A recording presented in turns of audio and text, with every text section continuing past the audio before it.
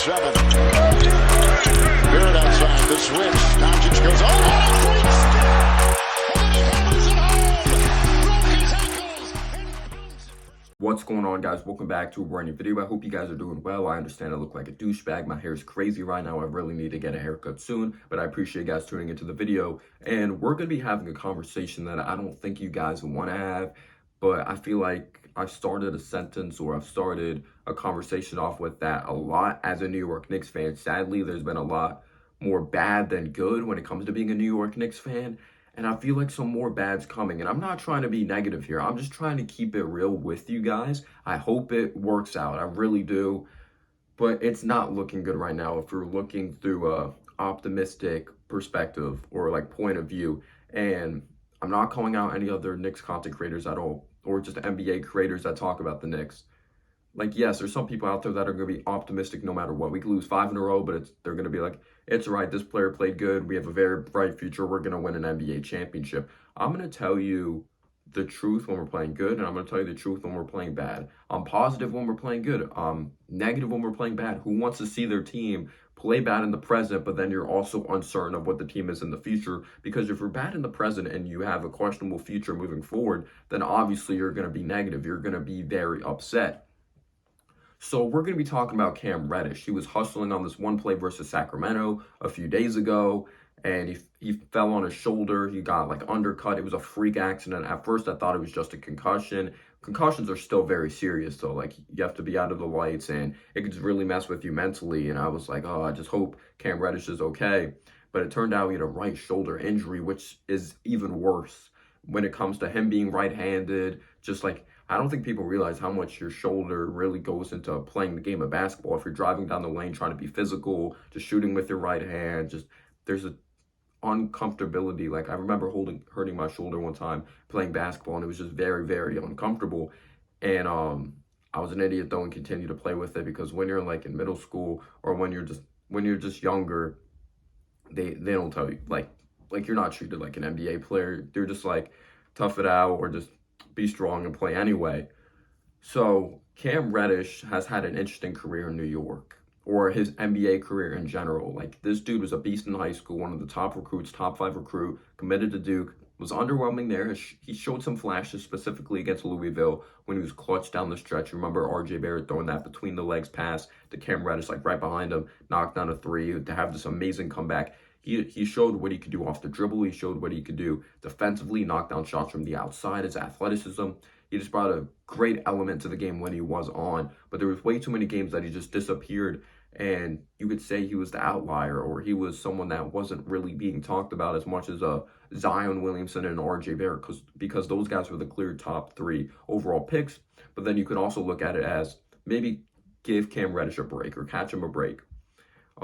Just really give him the benefit of the doubt. Like, he was the top guy in high school. He was the main ball handler. He was the #1 option. He comes into a situation with RJ and Zion Williamson. There's going to be some growing pains there. But anyway, the Hawks, they fall in love with his potential. They end up getting him on draft night, being this top lottery pick. He was getting comparisons to Paul George. I never fell for those comparisons, because I was like, I don't know if he's the consistent motor of a Paul George. Some games he shows up, some games he doesn't, which is he has shown throughout his NBA career, sadly, that some games he shows up and he shows he could be this future star, future starter, and then some games it's just like, what is this kid? It looks like he doesn't belong in the NBA sometimes. He just missed an open dunk, he missed an open 3, like he wasn't helping on the defense side of the basketball. Where's the consistent hustle?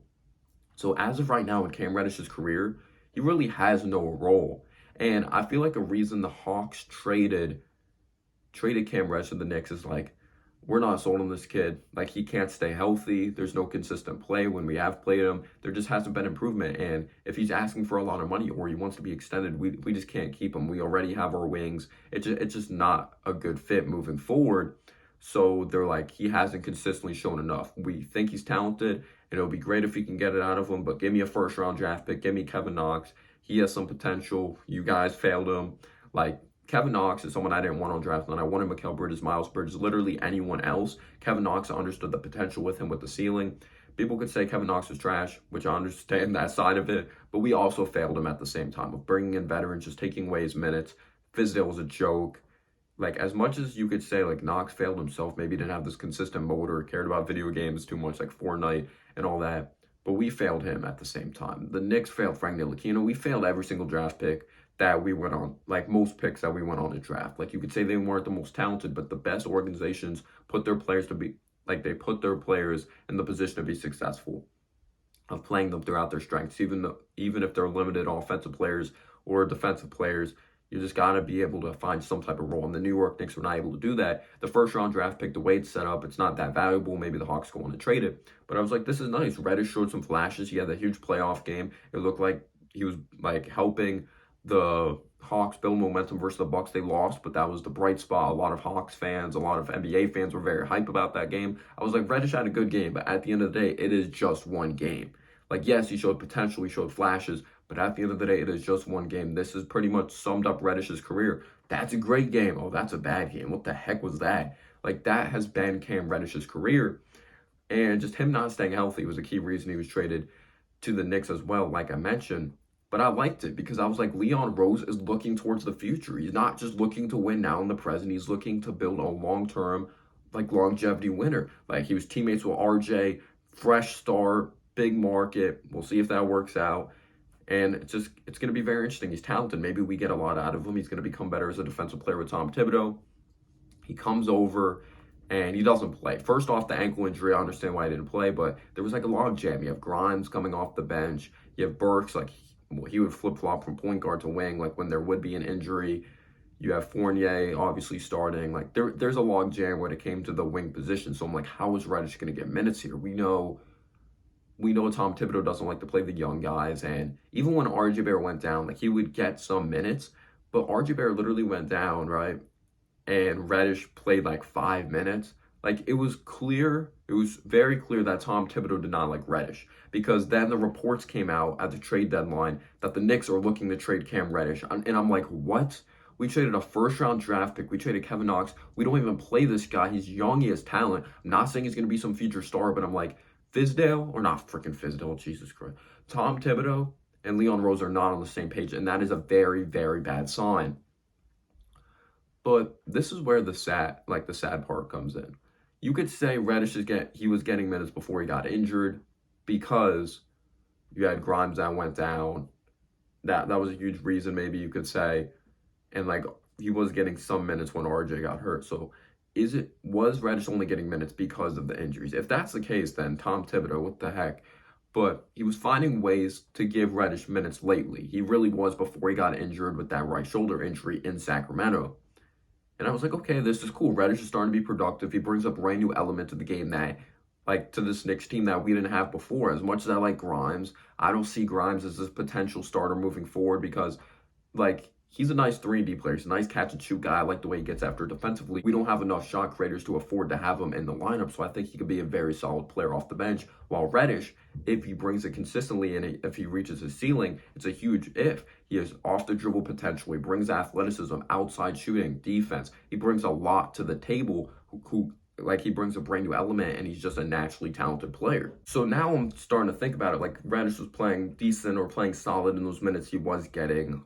And I was like, now I have to look at it. He's out for the rest of the season with this right shoulder injury. And it's not just this season. He has consistently gone hurt throughout his career. And this summer, he's eligible to negotiate past that rookie contract and give him an extension. And if I'm the Knicks, I'm waiting till after next season because he needs to prove that he could stay healthy, in my opinion. I'm not paying a guy who has shown flashes. Yes, that's cool and all, but he hasn't stayed healthy throughout his NBA career. There's no consistency to his game yet. When you go back to his rookie year, he only played 58 games. He had a left shoulder injury, so he just hurt his other shoulder.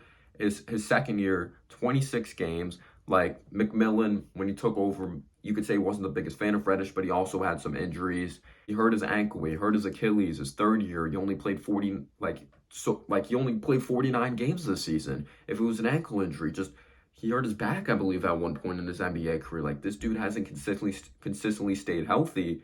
So that means he hasn't had a defined role in his NBA career. So he doesn't have a defined role in the NBA because he can't stay healthy. You could say he was put in an interesting situation, but at the end of the day, your best ability is availability, and that has not happened in Cam Reddish's career. So I'm not extending him past his rookie contract this offseason. I'm sorry, he hasn't shown me enough.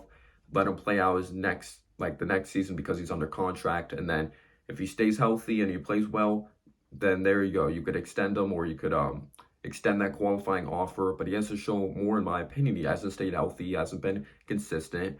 Like, you have to be healthy at the end of the day. And I love his upside, but he definitely has to show more. And that was a freak accident. But like those prior seasons, he hasn't been healthy. He hasn't been available on a consistent basis. And that could also affect the draft process. Like I said, I like Grimes coming off the bench because he has to show more as a shot creator to be in that starting lineup. You look at Mikal Bridges, he has improved as a shot creator since coming out of Villanova, and he's a better athlete than some people really advertise him as.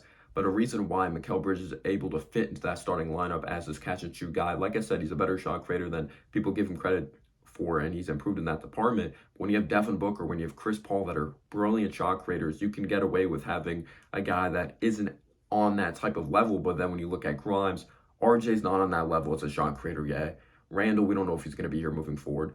But when you look at the draft process, maybe we do need another wing because Fournier's not going to be here moving forward. Grimes, I don't look at him as a starter. So who is our starter next to RJ moving forward if Reddish doesn't stay healthy? Because Reddish may be that long-term guy. We want him in the starting lineup next to RJ, but that's definitely going to affect the draft process if we go on to draft a wing, or it's possible we draft a wing. But let me know down below your thoughts, and peace out, yo.